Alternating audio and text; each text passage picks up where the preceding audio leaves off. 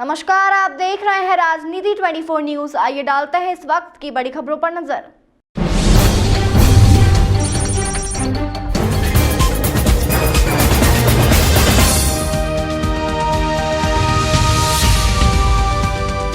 Indian medical association द्वारा रविवार को होटल क्राउन पैलेस में मिड टर्म कॉन्फ्रेंस आयोजित की गई। इस अवसर पर राष्ट्रीय अध्यक्ष डॉक्टर आरवी अशोकन ने कहा कि इस वर्ष भी करीब 72 नए मेडिकल कॉलेज खोलने की घोषणा हुई है।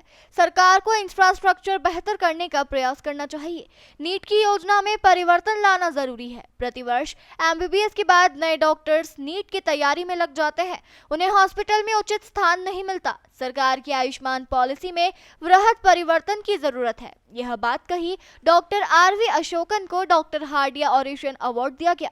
उन्होंने current challenges of medical profession पर व्याख्यान दिया। उन्होंने हेल्थ केयर एडमिनिस्ट्रेशन, हॉस्पिटल्स में भी एयरपोर्ट जैसे सुरक्षा नियम लागू करने, युवा डॉक्टर्स को अवसर मिलने, महिला डॉक्टर्स की सुरक्षा जैसी आईएमए की मांगे भी सरकार के समक्ष रखी। आज इंदौर आईएमए द्वारा IMA Indore mid term conference आयोजित की गई।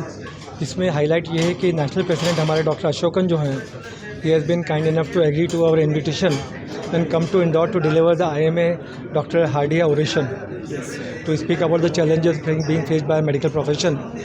और ये पहली बार ऐसा हो रहा है कि हमने अवार्ड भी चालू किया है और कॉन्फ्रेंस पे। उसके अलावा आज 9 स्पीकर्स थे जो अपनी फील्ड के मास्टर एक्सपर्ट्स थे। उन्होंने 10-15 मिनट में जो लेटेस्ट डेवलपमेंट्स उनकी फील्ड में हुआ है उसके विषय में डिस्कस किया है। चेयरपर्सन भी हमारे काफ़ी सीनियर लोग थे और जितने भी लोग मौजूद हैं यहाँ पे उन सब ने काफ़ी ध्यान से सुना है। कुछ लोग नोट्स भी बना रहे थे, कुछ लोग स्लाइड फोटोग्राफ भी ले रहे थे। ये बताने के लिए बता रहा हूँ कि काफ़ी अच्छी साइंटिफिक मीट रही है ये। और आईएमए इंदौर अभी प्रेसिडेंट डॉक्टर पाटीदार हैं, उनके साथ में हम लोग काम करते आ रहे हैं और वी हैव बीन वर्किंग अपने हैं मेंबर्स को जो हैं apart from other things academically हम लोग सबसे ज़्यादा नॉलेज दे सकें। वो जो कॉमन टॉपिक्स हैं अभी के उनके ऊपर आज सारी बातें हुई हैं। सर, इंदौर के डॉक्टरों की प्रमुख प्रतिनिधि संस्था आईएमए है, तो शहर के सभी डॉक्टरों से क्या मैसेज है आपका, सभी के लिए क्या कहना चाहिए? नहीं, सभी डॉक्टरों को मेरा यही मैसेज हैगा कि अपने आप को अपडेट रखना बहुत ज़रूरी हैगा। सीएमई जो एक ऐसी होती है जिसमें कि स्पीकर जो हैं 15-20 मिनट में अपने पूरा निचोड़ जो है आपको अपने ज़िंदगी का, अपने नॉलेज का आपसे शेयर कर लेता है। तो one should keep on attending the CMEs कि नॉलेज अपडेट करना एक डॉक्टर के लिए बहुत ही ज़रूरी होता है। I have been invited to witness the high quality scientific discussion that is going on, and I am sure this updating of knowledge is benefiting the doctors in Indore and around. So what is current challenges in medical line? Current challenges. You are asking for medical profession or Medical profession. Okay. For the medical profession, everything is a challenge right now. It has been difficult time for the doctors because of so many what we perceive as injustice to doctors. If you look at the lifespan, we started with 27 years in 1947. Today the lifespan of an Indian is 71. That is not reflected in what the society is giving back to the doctors. Doctors and the healthcare workers have worked for the past 7 decades to bring the mortality down, bettering the health services. And again during COVID, it was doctors who were our first frontline workers. We lost 1,598 doctors, which we have documented. We have photographs. And due to COVID, because they worked during COVID, the government doesn't even have their numbers, leave alone the names. So we are somewhere hurt that this nation is somewhere is doing an injustice. And the legislations that have been enacted since independence, none of them are with our concurrence.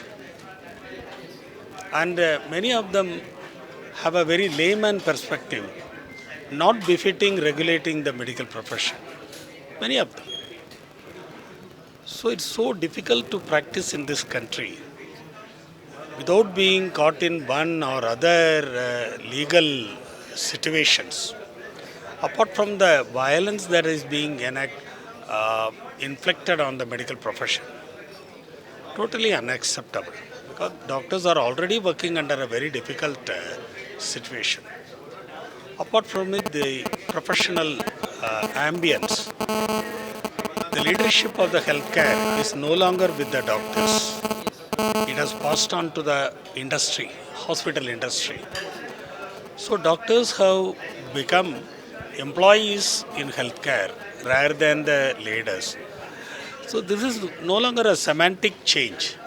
This is a change which has a profound impact on how patient care is being given in this country, where hospitals, if they are given the leadership, the ethics and etiquette of medical profession doesn't apply.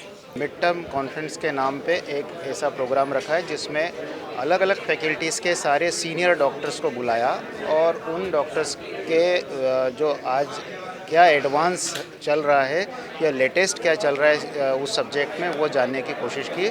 उन सभी ने अपने अपने मत और विचार रखे हैं और इसमें हमारे जो चेयरपर्सन्स थे वो भी काफ़ी सीनियर्स थे। मतलब आज की जो कॉन्फ्रेंस हुई है उसमें इंदौर के सारे लीडिंग डॉक्टर्स इकट्ठे हुए थे।